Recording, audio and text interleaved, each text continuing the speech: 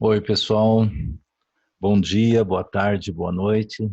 Estamos iniciando aqui o encontro número 15.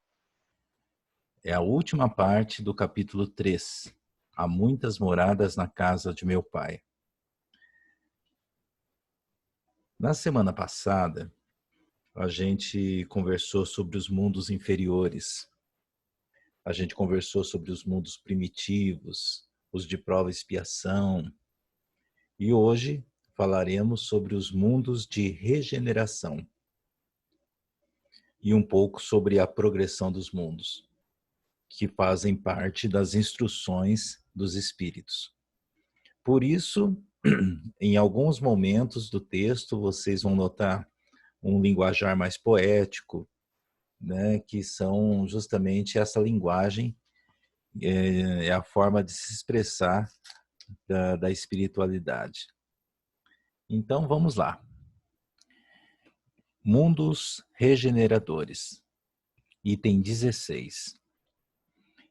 Entre as estrelas que cintilam na abóbada azul do firmamento, quantos mundos não haverá como o vosso, destinados pelo Senhor à expiação e à aprovação? Mas também os há mais miseráveis e melhores, como os há de transição, que se podem denominar de regeneradores. Cada turbilhão planetário, a deslocar-se no espaço em torno de um centro comum, arrasta consigo seus mundos primitivos, de exílio, de provas, de regeneração e de felicidade. Já se vos há falado de mundos onde a alma recém-nascida é colocada quando ainda ignorante do bem e do mal, mas com a possibilidade de caminhar para Deus, senhora de si mesmo, na posse do livre-arbítrio. Já também se vos revelou de que amplas faculdades é dotada a alma para praticar o bem, mas há as que sucumbem, e Deus, que não as quer aniquiladas, lhes permite irem para esses mundos onde, de encarnação em encarnação, elas se depuram, regeneram e voltam dignas da glória que lhes fora destinada. Vocês podem perceber justamente aquilo que eu comentei, né? Essa linguagem muito poética, são termos. Se a gente muitas vezes tem dificuldade de interpretar os textos de Allan Kardec, é, multiplica por 2 quando a gente vai ler os textos que são as mensagens espirituais. Mas vamos lá. Diante do que o texto mostra, né, aqui entre as estrelas que cintilam na abóbada azul do firmamento, quantos mundos não haverá como o vosso, destinados pelo Senhor à expiação e à aprovação? Então, o que eles colocam é que existem mundos piores que o nosso, existem mundos melhores que o nosso. Nós temos o livre-arbítrio e muita potência para fazer o bem. Mas como há o livre-arbítrio, às vezes escolhemos fazer o mal. Às vezes a gente escolhe causar tristeza, tirar do outro, ao invés de oferecer. E como consequência, alcançamos aquela questão da causa e efeito, que todos nós conhecemos. É a justiça. Quando a gente fala de causa e efeito, é a justiça aqui nesse plano terreno. Mas ele aqui diz aqui que Deus não abandona. Por mais que essas pessoas aqui possam fazer o bem, por mais que ela seja dotada, a alma seja dotada para praticar o bem, Deus não as quer aniquiladas. Então Deus não abandona esses indivíduos. Para que permita que de encarnação em encarnação essas almas se depurem regenerem e voltam dignas da glória que lhes foram destinada. Continuando. Item 17. Os mundos regeneradores servem de transição entre os mundos de expiação e os mundos felizes. A alma penitente encontra neles a calma e o repouso e acaba por depurar-se. Sem dúvida, em tais mundos, o homem ainda se acha sujeito às leis que regem a matéria. A humanidade experimenta as vossas sensações e desejos, mas liberta das paixões desordenadas de que sois escravos. Isenta do orgulho que impõe silêncio ao coração, da inveja que a tortura, do ódio que a sufoca. Em todas as frontes vê-se escrita a palavra amor.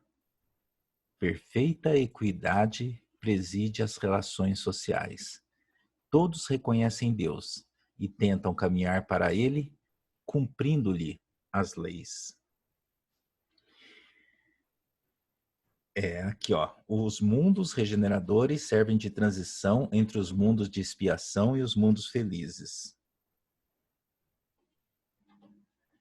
Essa é a verdadeira função do mundo regenerador, né? Servir de transição entre os mundos de expiação e os mundos felizes. Isso quer dizer que o mundo de regeneração ainda não é um mundo feliz. Ele é um período de transição. Vocês lembram da última aula em que eu disse que o quanto sofremos aqui no mundo de provas e expiação? Ficamos machucados pelo egoísmo, todo mundo querendo ser o primeiro. E aí, quando a gente vai para um mundo melhor, o que acontece? A gente tem que passar por um estágio de transição, por um estágio de depuração. Seria, como que eu coloco? Seria como os indivíduos que saem de uma guerra e querem voltar para suas casas. Mas eles estão feridos, estão traumatizados. Eles têm que passar por uma enfermaria. E depois, sim, chegam à sociedade como veteranos, chegam de uma forma mais consciente, mas eles têm que passar por esse estágio, um estágio de cura.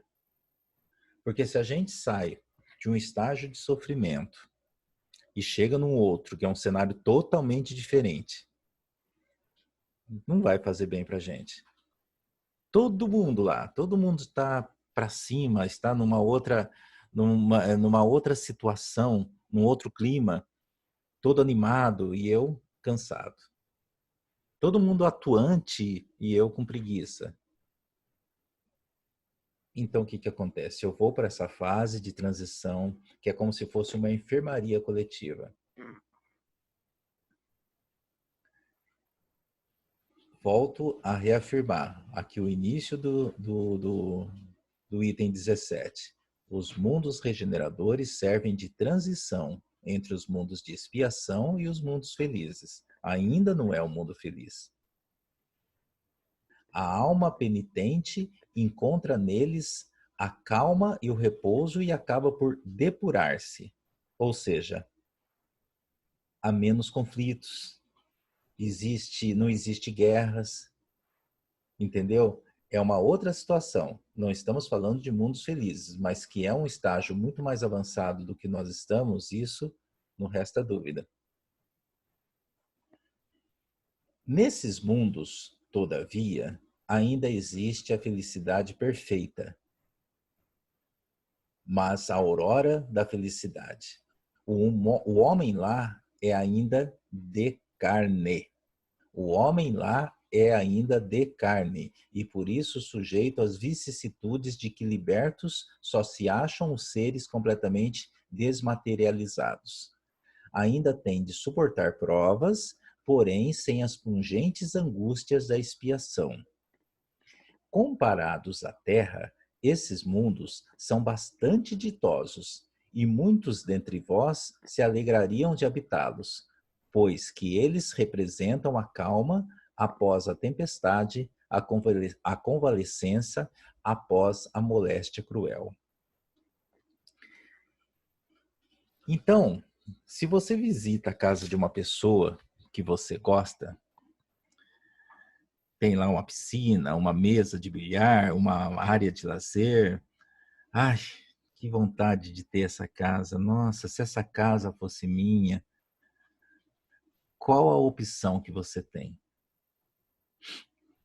Você pode esperar ganhar na loteria e ter essa casa, ou você pode fazer economias, investindo em você, que um dia você vai ter a casa dos seus sonhos. Nem que isso demore 10, 20 anos, mas você vai ter.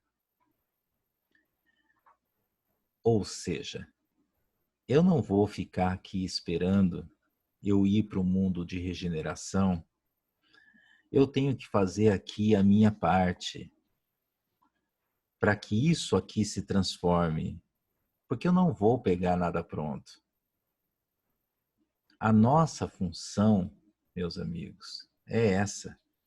Vamos reformar a Terra para que ela seja agradável para nós. Mas como, Flávio, eu vou reformar a Terra? Começando pela nossa reforma íntima.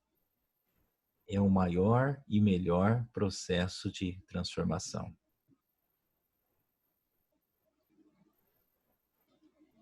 Continuando. Contudo, menos absorvido pelas coisas materiais, o homem divisa melhor do que vós o futuro. Compreende a existência de outros gozos prometidos pelo Senhor aos que deles se mostrem dignos. Quando a morte lhe houver de novo ceifados os corpos, a fim de lhes outorgar a verdadeira vida, então liberta a alma pairará acima de todos os horizontes. Não mais sentidos materiais e grosseiros, somente os sentidos de um perispírito puro e celeste, a aspirar às emanações do próprio Deus, nos aromas de amor e de caridade que do seu seio emanam. Veja, aqui no texto fala, a fim de lhes outorgar a verdadeira vida. Ou seja, existe morte no mundo de regeneração. Vocês já imaginavam isso? Existe.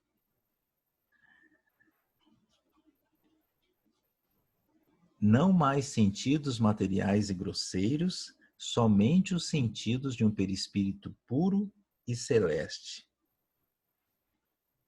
Não mais sentidos materiais e grosseiros, somente os sentidos de um perispírito puro e celeste. Então lá não há mais essas limitações da nossa visão.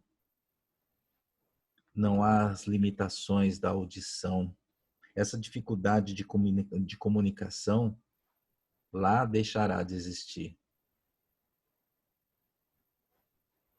Só que muitas outras situações continuam existindo lá, como a gente está vendo, né? É algo um pouco mais evoluído do que o nosso mundo, mas ainda muito parecido com o nosso. Continuando, aqui um texto de Santo Agostinho. Item 18. Mas há, nesses mundos, ainda falível é o homem e o espírito do mal. Não há perdido completamente o seu império. Não avançar é recuar. E se o homem não se houver firmado bastante na senda do bem, poderá recair, pode recair nos mundos de expiação, onde então novas e mais terríveis provas o aguardam. Contemplai, pois, à noite, à hora do repouso e da prece, a abóbada azulada e das inúmeras esferas que brilham sobre as nossas cabeças. Indagai de vós mesmos quais as que conduzem a Deus e pedi-lhe que o mundo regenerador vos abra seu seio após a expiação na terra. Santo Agostinho, Paris, 1862. É uma mensagem de Santo Agostinho, uma mensagem espiritual, amplamente poética, mas que a gente tem que registrar claramente, né? Item 19. Progressão dos mundos. O progresso é a lei da natureza. A essa lei, todos os seres da criação, animados e inanimados, foram submetidos pela bondade de Deus, que quer que tudo se engrandeça e prospere. A própria destruição, que aos homens parece o termo final de todas as coisas, é apenas um meio de se chegar pela transformação a um estado mais perfeito, visto que tudo morre para renascer e nada sofre o aniquilamento. Então, aqui, no início do texto, já fala: o progresso é a lei da natureza, né? A lei da natureza, a lei do progresso. Ou seja, naturalmente progrediremos. O que eu tenho que fazer, então? Eu tenho que ficar sentado esperando? Não, não. Você só não pode criar bloqueios. O universo quer que você progrida, né? O texto aqui fala, é a lei da natureza. O universo quer que você progrida. Então, nesse processo, ele colocará pessoas difíceis na sua vida, né? Mas você não pode colocar bloqueios. Abrace a situação, mas não fique refém delas. Não se escravize. Eu tenho que ficar aqui porque eu tenho que sofrer. Não, muito pelo contrário. Questione. Por que isso está acontecendo comigo? O que provocou isso?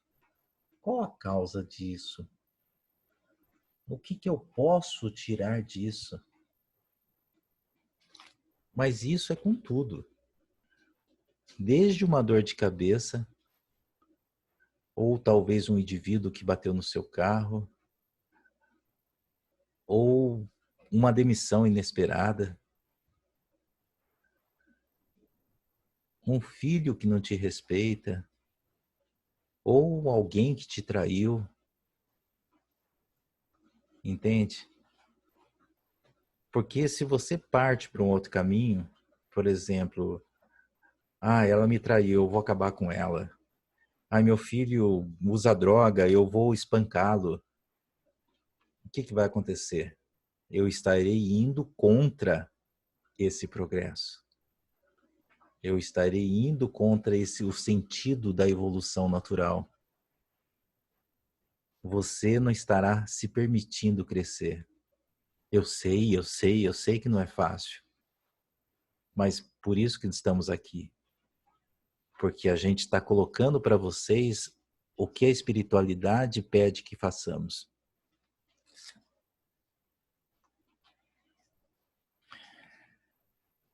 Continuando. Ao mesmo tempo que todos os seres vivos progridem moralmente, progridem materialmente, os mundos em que eles habitam.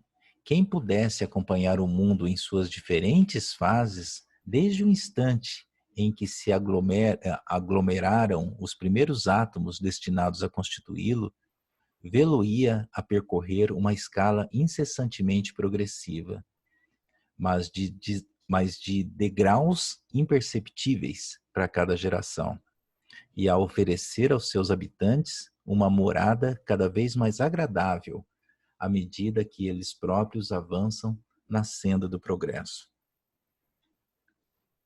Então, Nesse texto diz que o mundo evolui.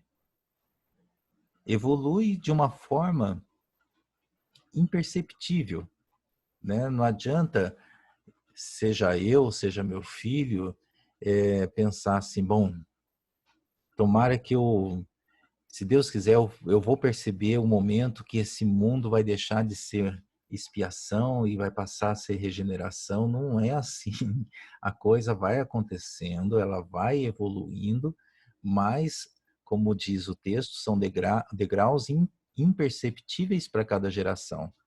Não é a minha, não é a nossa geração que vai ver isso, mas isso já está acontecendo. É uma evolução impossível de ser notada, mas ela está acontecendo.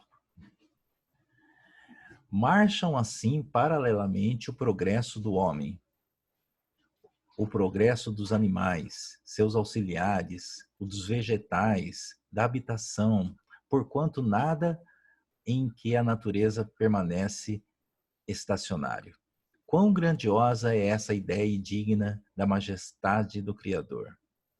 Quanto ao contrário é mesquinha e indigna do seu poder, a que concentra a sua solicitude e a sua providência no imperceptível grão de areia que é a terra, e restringe a humanidade aos poucos homens que a habitam. Marcham assim paralelamente o progresso do homem, né? Só que aqui ele fala, quanto ao contrário, é mesquinha e indigna do seu poder, a que concentra a sua solicitude e a sua providência no imperceptível grão de areia que é a terra, e restringe a humanidade aos poucos homens que a habitam. Então não podemos pensar que a humanidade se restringe à terra e nos homens que habitam esse espaço. Não, é tudo muito maior que isso. O mundo não se restringe a esse planeta. Pensamos nisso. Sejamos mais abrangentes na nossa forma de pensar, né? Vamos ter uma visão mais abrangente disso que como diz, há muitas moradas na casa do meu pai, é justamente sintetizando esse texto. As moradas de meu pai não se restringem ao planeta Terra. A abrangência é algo que a nossa mente não consegue acompanhar. Continuando. Segundo aquela lei, esse mundo esteve material e moralmente no estado inferior ao em que hoje se acha e se alçará sob esse duplo aspecto a um grau mais elevado. Ele há chegado a um dos seus períodos de transformação, em que de orbe expiatório mudar-se-á em planeta de regeneração, onde os homens serão ditosos, porque nele imperará a lei de Deus. Santo Agostinho, Paris, 1862. Qual lei? Qual lei que ele está falando? A lei do progresso, a lei natural, né? Este mundo esteve material e moralmente num estado inferior ao em que hoje se acha e se alçará sobre esse duplo aspecto a um grau mais elevado. Esse mundo esteve material e moralmente num estado inferior ao que hoje se acha, ou seja, a Terra já foi o mundo primitivo. E se alçará sobre esse duplo aspecto a um grau mais elevado. Ele será um mundo de regeneração. Ele há chegado a um dos seus períodos de transformação em que, de orbe expiatório, mudar-se-á em planeta de regeneração, onde os homens serão ditosos, porque nele imperará a lei de Deus. Estamos vivendo isso? Não. Estamos perto de viver isso? Se fosse analisar aqui pelo tempo nosso cronológico, estaríamos longe. Mas o tempo da espiritualidade é diferente do nosso, né? Então, se for analisar pelo tempo da espiritualidade, não estamos longe, não. Mas, como eu disse, a gente não vai ser testemunha de tudo isso. Mas temos que ter a informação de que isso já está ocorrendo, né? Então, pessoal, na próxima aula, entraremos no capítulo 4. Ninguém poderá ver o reino de Deus se não nascer de novo. Primeira parte. É isso. Mais uma vez agradeço a presença de todos. Gostaria que houvesse sempre uma participação para que vocês comentassem sobre a aula, o que acharam. Esse retorno, esse feedback que vocês me dão é algo que me ajuda muito na produção do conteúdo.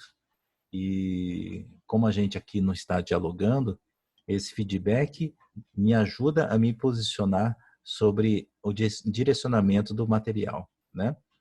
Mas que Deus abençoe a vida de cada um e até a próxima aula.